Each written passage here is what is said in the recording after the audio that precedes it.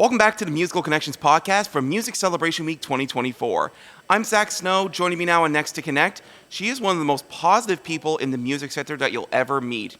She's a flautist, she is a filmmaker, and she is a Jill of all trades. Joining me right now is one of my favorite people in the industry, Rozalind MacPhail. How you doing, Roz? Oh, Zach, you're amazing. It's so great to spend time with you today. And great to spend time with you, too. And Music Celebration Week 2024 is in full swing when we're recording this.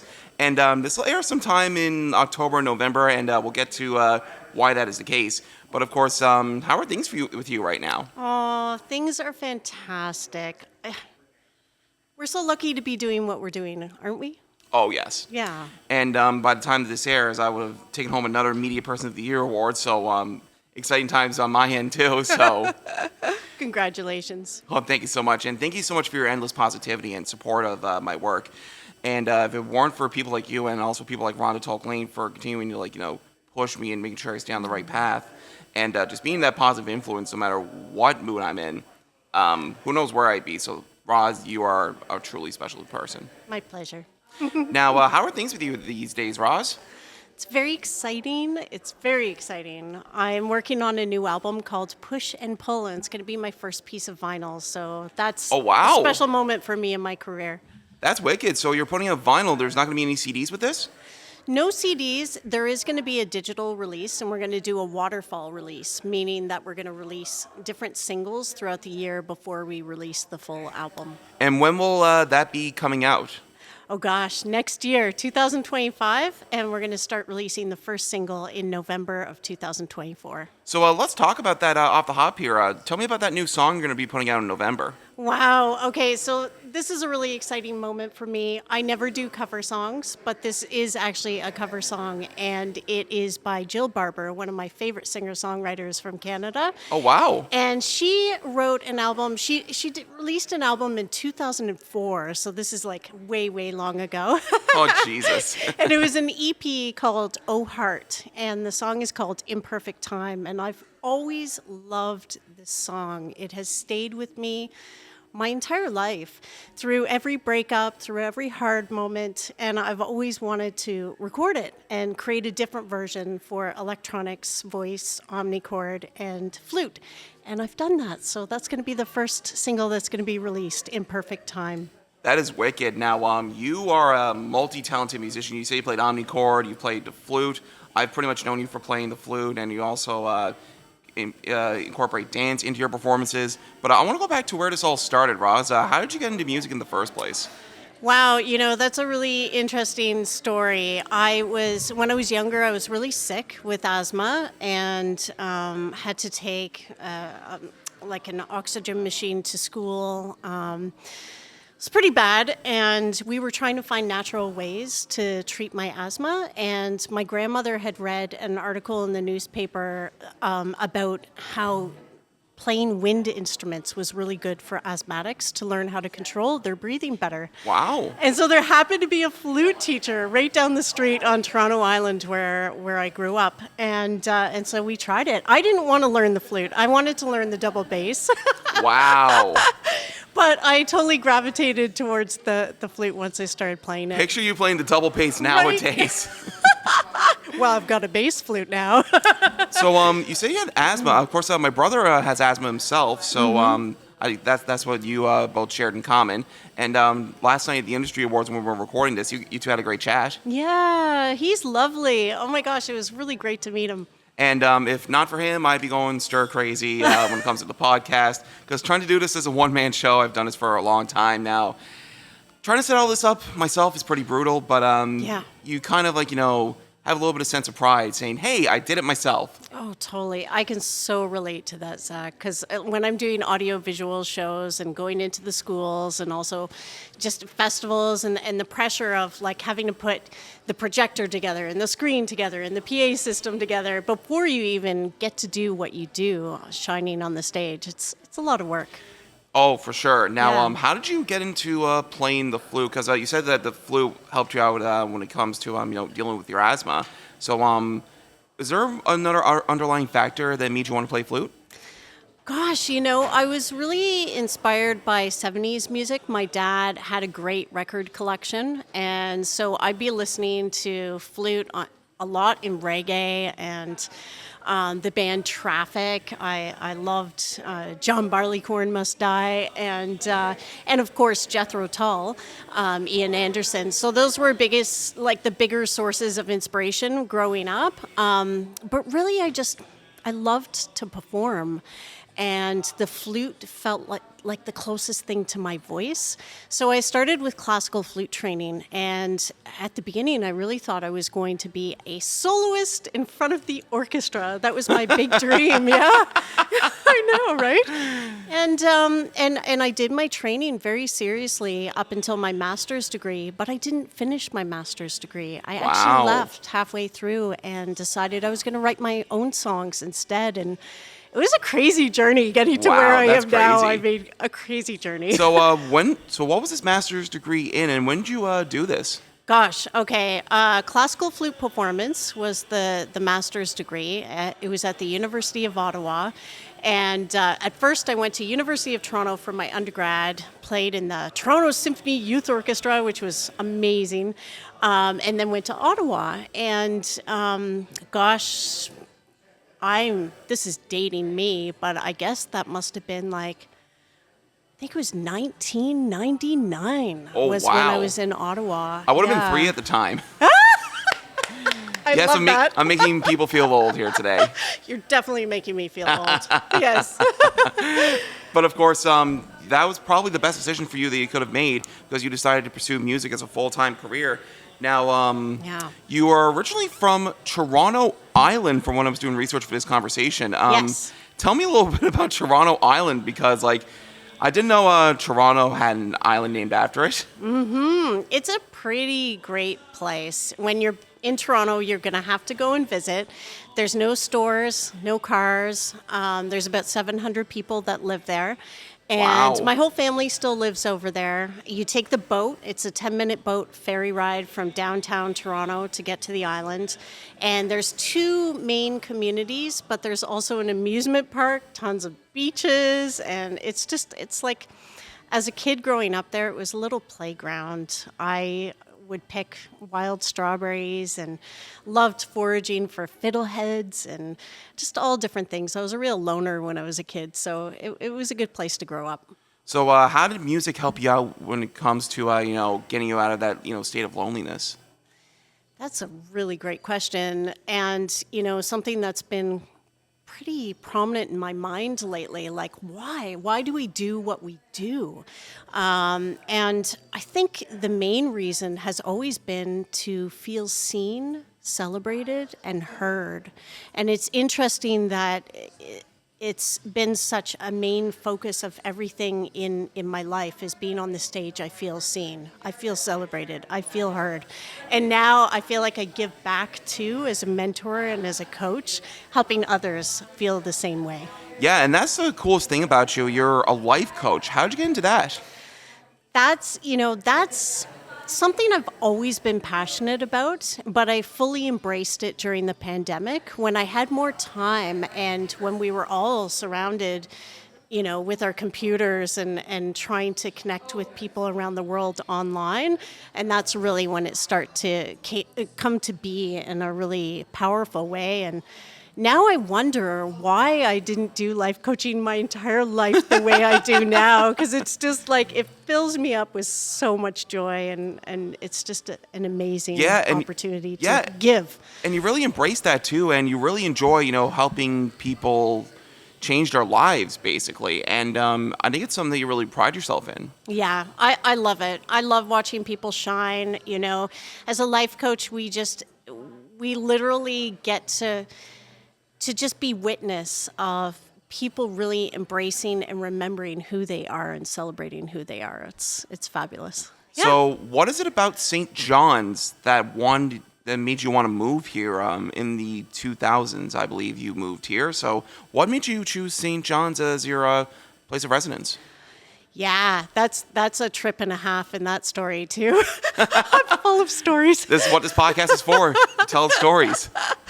Oh, wow. Okay. At that time, so I had been writing my own songs. When I turned 30, I decided I was going to document my entire songwriting journey. And so I released an EP, then I released another EP, and then I released my full-length album. And I was a troubadour. I was like just touring back and forth across Canada as many times as I could. And I had a car, the Little Prince, which was a 91 Buick Century station wagon with wood paneling, right? It was like the coolest car ever. Nice. And that was my home. And I lived that way for many, many years. And one of my friends who lived in St. John's, she was getting married. And she wanted me to be at her wedding. And I booked my entire cross Canada tour so that the last date of my tour was in St. John's so that I could be there for her wedding. And she knew that at that point, I just needed a place to call home. And so she helped me find a place to sublet on Victoria Street, which inspired my song, Victoria Street. Awesome. And I've been here ever since. I think it's been 15 years now that I've lived on the Rock, and I'm an island girl at heart. I just love islands, and I love the vibe that we have where we live. It's one of the most culturally diverse and rich communities that I've been a part of for our artist community. I just love it. Yeah. And I think you had that advantage too, where you lived on an island when you were living in Ontario, to be acclimated much smoother than say most people that would move from Ontario or Alberta to here. Well, Alberta is probably an exception too, because Fort McMurray is full of Newfoundland and Labrador expats. Totally. Yeah. There's something about islands, right? I feel grounded. I feel inspired. It's where my heart is to be on an island. Yeah. I've lived on Vancouver Island too. Oh, when did you live on Vancouver Island? Before I moved here, right before I moved here. So it was like Toronto opposite. Island, Vancouver Island, and now St. John's Island. Yeah. Or Newfoundland and Labrador. Newfoundland and Labrador. And now there's Twillingate, Zach. Now I yes. also live in Twillingate, so yeah. Oh, so how's that been for you lately? It's been so special. I can't begin to say how special Twillingate is to me. And it's inspired my new album, Push and Pull. It's all inspired by that region. So let's get into that and talk about that further. Push and Pull is the name of your new album, which you're going to be releasing next year. Yep. And when I say 2024 is a great year of music, I've said this many times throughout the podcast through newfound releases, and I think 2025 is going to be an even bigger year as well. Like, every year is a good year when great musicians like yourself are putting out new music. So tell me a little bit about Push and Pull and how Twillingate influenced that creative direction for that new record. Yeah, I did an artist residency through the Twillingate Unscripted Festival, and I was there for, I think it was like 2 months, and I extended it to 3 months because I just loved the region so much. And when I was there, I was meeting the most beautiful people and hearing the stories of, the people, the place, the rich history. And I thought to myself, oh my gosh, if some of these stories are not recorded and remembered in that way, they could be lost. And so I started writing songs inspired by the stories that I was hearing about. And there's some really interesting stories that are on the album, like Pulling Together, which is all about Ted Stuckless's house, the famous visual artist who, had his family's home taken from Wild Cove all the way to Smith's Lookout, where it stands today. And, wow. And it's, all of these little things, right? These stories. A Song for Maggie is about Maggie Power in 1914, who was found dead in Little Harbor. And they still don't truly know what happened to her. And her ghost still haunts the highway, which is kind of freaky. So what As I stutter. What highway would that be? The highway, right when you're getting off the causeway and you're just about to pull into Little Harbor, that's where the ghost haunts the highway. Oh, yeah, wow. So what else is on this record? Oh, gosh. It's a real treat because I got to collaborate with Brad Weber, who is a fantastic producer. He's also a DJ, and he's one of my favorite drummers from Canada. He plays in a band called Caribou. And he also goes by Coy Haste, and he's got a great band, Pick a Piper. So it's been a real collaborative effort between him and myself. I did the vocals. I've done all of the different flutes, and it features bass flute, alto flute, piccolo, also the glissando head joint, which is like the whammy bar for the flute. Oh, wow. And Brad collaborated on the electronics for the album. And we also have Rachel Cousins doing backup vocals. Oh, wow. And Avalon Stanley doing some field organ. And there's just some real treats on the album. It's what I love about it is that it really features the flute, but it also really features my voice, which is something that is really nice to come home to. Do you is your voice prominent on any other of your records, or is this one going to be one of the most prominent ones for where you're featuring your voice versus My featuring the flute? first full-length album, Edgework, featured my voice more than my flute, and so yeah, it's almost like a full circle, right? It's coming back to that. Yeah. Wow. Yeah. That's wonderful. Now, Rachel Cousins, Avalon Stanley, you worked on this record with. You're also a member of the Canadian Federation of Musicians. You've been a member for a couple of years now, and you've done some great work with them, and you've done like cookie drives for them. I remember I have some of yours and Josh's cookies one Christmas, and they were fantastic. So how important are associations and unions like that for the development of the music sector here? You know, it's been crucial. So yeah, I'm executive director of Local 820, which is part of the American Federation of Musicians for the United States and Canada. So there are locals all over Canada, all over the U.S., and we all kind of work together as one to really speak up for the rights of working musicians. That comes into play in a big way nationally, also municipally, provincially as well, in different ways. Like musicians often don't recognize that some of the rights that we're protecting are behind the scenes. They don't see the lobbying efforts with government. They don't see when we're going through negotiations for collective bargaining agreements. Like, for example, next year we go through negotiations again for our third collective agreement with the Newfoundland Symphony Orchestra. So that has been a really big part of my life living in St. John's is doing everything I can to protect the rights of our working musicians here in the province and beyond.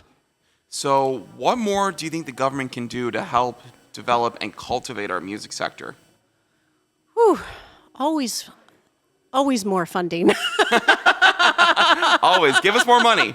Always more funding. Yeah. And, also I think there's a lot we can do with the issues that we're having with streaming and trying to monetize that in a way that would help put the money back in the pockets of the artists who have created the music. That would be a huge thing as a working artist, but also as somebody who sees where the money is being lost for musicians, especially songwriters and bands. That would be a big part of it. Yeah, and that's especially where hard copies with the CDs, vinyls, and T-shirts are becoming more important to help, make those funds back when you spend all that money on a record to, help you cover those costs. That's why I emphasize when it comes to these conversations and on the podcast, support local, buy merchandise, buy the CDs, because it's $20 or $30 more in someone else's pocket. Because streaming doesn't even pay like a fraction of what a hard copy would pay an artist. Yeah, I mean, buying directly from the artist is always the best way to go. It's a bit heartbreaking, being in my career as long as I have. I remember times when touring was actually very lucrative, So it's not these days? Not as much. No, times have changed. So how have they changed? CD sales, for example. I used to make a fortune on CD sales, and also royalties. And that has changed a lot over the years. Streaming has definitely taken over in the sense that people think that they're supporting the artists by streaming their music, but they don't realize that the money's not going directly to the artist. Yes, because at the end of the day, this is a business, and you're going to need to make money in order to, make a living as a musician. And again, I go back to that point. Hard copies beats streaming 9 times out of 10 when it comes to supporting the artist. Absolutely. Nothing wrong with supporting the artist by streaming their music, but what's the word I'm looking for here? It'll be more respectful to support the artist through buying that hard copy or that CD or that T-shirt, because that will go a long way to help them out in more the long supportive, run. just because the cost of putting together an album, even if you have funding, I mean, I was really fortunate that musicnl and artsnl gave me great grants to record Push and Pull, but I still have tons of expenses on top of that. And to see any return financially back from that album and what's been put into it, that's not possible. But where we can support artists is go to their shows, show up, share posts, comment on posts, tell your friends about the artist, really help spread the word, be their biggest fan. That's word of really a mouth. way. Yeah, the word of mouth is huge. Yeah. Oh, 100%. Now, how important are organizations like musicnl and artsnl for that development and supporting artists? Like, how important are these organizations to the music sector? It's our lifeline. A lot of the music that is released in our province especially would not be possible if there wasn't funding. It really is our lifeline. For professional development, it's also our lifeline. I just went to Texas and performed at the National Flute Convention, and none of that would have been possible had I not received a professional development grant from musicnl. Conferences, being able to attend Music Celebration Week and be able to speak to export buyers and to actually have that one-on-one conversation for 10 minutes and start to build that relationship while they're actually in the room. Oh, like you can't beat that. That's the best. Yeah. For sure. Now, one of the things that you've done at musicnl conferences in the past is your inspiration soup. Tell me a little bit about that. That's another passion of mine, and it goes really closely along with coaching. I love doing the keynote concert format, and Inspiration Soup is that. It's performing live music with contemporary silent film and sharing inspiring stories, asking questions, getting people to really dig deep inside and take them on a journey that helps them find inner transformation. Yeah, it's really special. I love it. Anything to inspire other people, I'm all about that. Oh, yeah, that's wonderful. Where do you feel like you're at in your life right now, Roz, when it comes to your career and just your life in general? Do you feel like you're in a good spot? I love the spot I'm in. I can't deny that being a musician has many ups and downs. And definitely, I think as I get older, it is really amazing to feel how I can be of service in the community, how I can give back for all the generosity that's been given to me. And at the same time, be able to share a little bit of wisdom with emerging artists so that they don't have to go through some of the struggles that I've gone through. Oh, yes. That's a big part of it. Oh, for sure. If there's any advice you can give to a young and up-and-coming musician that wants to take this on as a career, what would you say to them and why? Don't give up. Just don't give up. There's going to be many moments in your life where you're going to want to, and you're going to think that your voice doesn't matter, or that nobody's seeing you, or that, maybe you should be picking a different career because this feels so hard in the moment. But just don't give up in those moments. It's accumulative, and it takes time to build our careers, and it's such a rewarding experience. It's such a beautiful community, and we need you. That's wonderful. Now, is there anyone else in the province that you would like to work with as you continue to create? Oh gosh, I'm always open to any collaborations. I absolutely love session recording, and I feel like the flute can be played and recorded in every style and genre of music possible. So hit me up if you want some flute. Wonderful. Now, what else is next for you, Roz? Wow, just getting the album to the finish line to release it, and then probably a whole bunch of touring. I've really missed being on the road. Before the pandemic, I was touring Scandinavia and touring all over the U.S., and now that things feel like they're opening up, I just want to get on the road and shine on the stage. That's my biggest goal. That's wonderful. We're going to play one of your classic songs in just a moment here on the podcast here. And for people who want to find out more about what you're going to be doing next when it comes to tour dates and new music, where can they go when it comes to social media and website-wise? Yeah, so rozalindmacphail.com. I'll spell it out because it's a bit of a confusing name. Oh, yeah? rozalindmacphail.com. And you can follow me on Instagram. I'm Get Your Flute On. You can't miss that. And on Facebook, I'm also just /Rozalind MacPhail. Yeah. Or Rozzy Rosborn. Oh, yeah. That's my personal page. Feel free to reach out. Well, Roz, I've been wanting to get you on the podcast for a very long time. And I remember we were talking about this off the air here like years ago when I wanted to get this concept conceived. And now I'm almost 100 episodes in. And Roz, thank you so much for being on the podcast. Thank you for being such a positive influence on everybody here and for being you. Thank you for coming on the podcast once again. You have a wonderful day, and I'm looking forward to hearing Push and Pull when it comes out in its entirety next year. Thank you, Zach. It's such an honor to be here.